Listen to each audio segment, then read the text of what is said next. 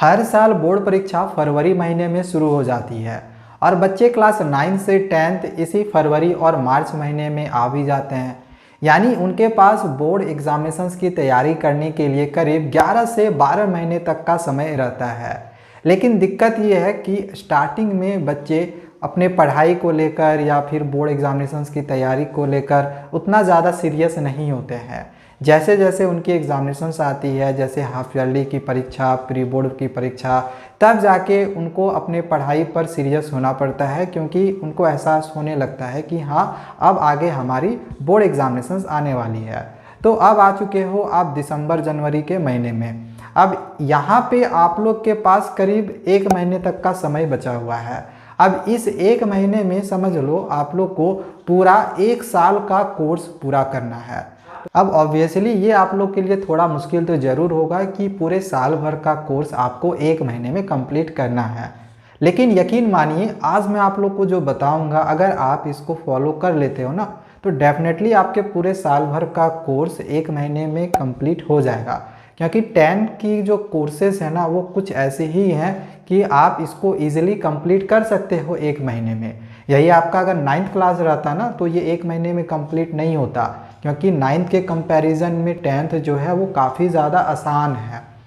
और बस मैं आप लोग से यही कहना चाहूँगा कि इस वीडियो को पूरा देखने के बाद जो भी अभी मैं आप लोग को बताऊँगा, इसको फॉलो भी करना है।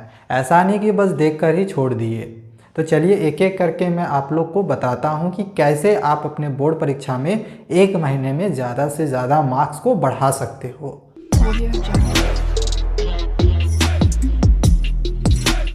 तो देखो, सबसे पहली बात तो ये कि अभी आपके पास इतना समय नहीं है कि आप अपने NCERT किताब का एक एक लाइन पढ़ सको।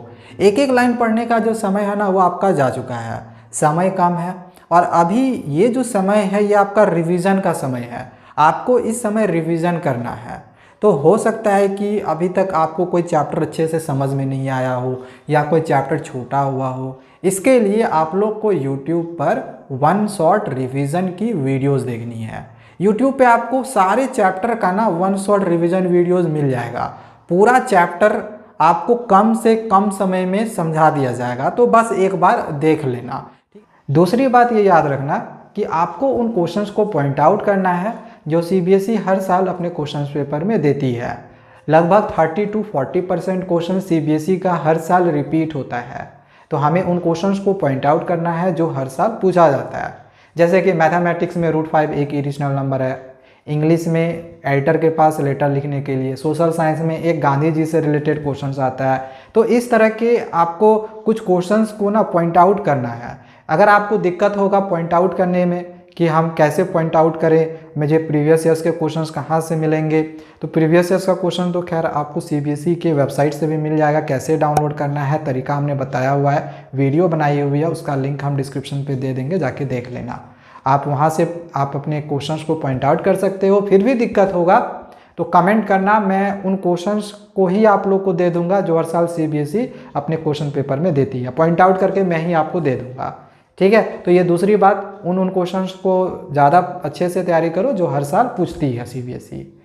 तीसरी बात, CBSE के तरफ से हर साल सैम्पल क्वेश्चन पेपर निकाला जाता है और उसी के अनुसार ही CBSE बोर्ड एग्जामिनेशंस में क्वेश्चंस आते हैं। तो आपको क्या करना होगा, सबसे पहले CBSE के तरफ से दिए गए सैम्पल क्वेश्चन पेपर से तैयारी करनी होगी।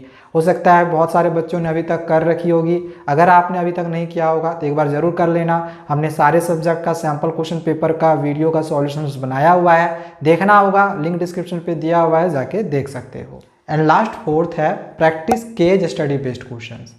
आपने चैप्टर को कितना भी अच्छा से क्यों नहीं समझा हुआ हो, लेकिन जब तक कि आप केज स्टडी बेस्ड क्वेश्चंस की प्रैक्टिस नहीं करोगे, आपके परसेंटेज कम हो जाएंगे। अगर आप 90-95% की सोच रहे हो ना, तो आपको केज स्टडी बेस्ड क्वेश्चंस की तैयारी जरूर करनी होगी। जितना ज़्यादा से ज़्यादा हो सके आप केज स्टडी बेस्ड क्वेश्चंस की तैयारी करो। अगर आप ये चाहोगे कि सर आप हमें केस स्टडी बेस्ड क्वेश्चंस की तैयारी करवा दीजिए, क्वेश्चन दीजिए, हमें कहाँ मिलेगा, तो मैं आप लोग को केस स्टडी बेस्ड क्वेश्चंस की जरूर तैयारी करवाऊंगा। फिलहाल जैसे कि अभी हमने बात किया कि CBSE आप लोग के लिए जो सैम्पल क्वेश्चन पेपर निकाली है, 3-3 सेट निकाली है, उन तीनों सेट में केस स्टडी बेस्ड क्वेश्चन आपके टोटल हो जाएंगे, 3 मिला के 9 हो जाएगा। तो आप नॉक को स्टडी बेस्ड क्वेश्चंस की प्रैक्टिस कर लोगे ना, इससे आपका एक ओवरऑल आइडिया मिल जाएगा कि कैसे हम केस स्टडी बेस्ड क्वेश्चंस को बना सकते हैं। आपको क्वेश्चंस बनाने का आइडिया पता चलेगा। तो ये आप लोग के लिए बहुत बहुत बहुत ज़्यादा इंपॉर्टेंट है कि केस स्टडी बेस्ड क्वेश्चंस की तैयारी करो, क्योंकि बाकी में तो आप किसी तरह से क्वेश्चंस को कर लोगे, क्योंकि वो सब क्वेश्चन जो होगा वो कहीं ना कहीं आपने से पहले उसको बनाया हुआ होगा या तो फॉर्मूला बेस्ड होगा, वो आप कर सकते हो। लेकिन केस स्टडी बेस्ड क्वेश्चंस ऐसा रहेगा जो इससे पहले आपने कभी देखा हुआ नहीं होगा, वो नए टाइप का ही रहेगा। तो इस वजह से आपकी अगर प्रैक्टिस रहेगी तो आप एग्जामिनेशंस में केस स्टडी बेस्ड क्वेश्चंस को इजीली करके आ जाओगे। तो केस स्टडी बेस्ड क्वेश्चंस की तैयारी करना शुरू कर दो। अगर आप चाहोगे कि मैं तैयारी करवाऊंगा तो ज़रूर मैं आगे आप लोगों को तैयारी करवाऊंगा, कमेंट करते रहना, ठीक है। तो आई होप आपको अभी तक ये सारी चीज़ें समझ में आ गई होंगी कि आपको करना क्या क्या है। ये बस 4 बातें ही आपको याद रखनी है और इससे ज़्यादा मैं आपको और कुछ नहीं बोलूँगा। आपको ये तक भी नहीं कहूँगा कि प्रीवियस 10 ईयर्स क्वेश्चंस की तैयारी कर लो, तो नए नए क्वेश्चंस की तैयारी करो, ये सब मैं आपको कुछ नहीं कहूँगा। बस ये 4 रूल को फॉलो करो। आप खुद देख लोगे कि आपके परीक्षाओं में जब क्वेश्चंस पूछे जाएंगे तो यहीं से पूछे जाएंगे, जो जो अभी मैंने आप लोग को सोर्सेज बताए हैं ना, यहीं सब से पूछा जाएगा, यहीं सबसे आएगा और यही सब आएगा। बस इसको अच्छे से करके चले जाना। तो चलो आज के लिए इतना ही, और भी इसी तरह की टिप्स पाते रहने के लिए हमारे चैनल को सब्सक्राइब करके रख लेना। Thank you, bye bye.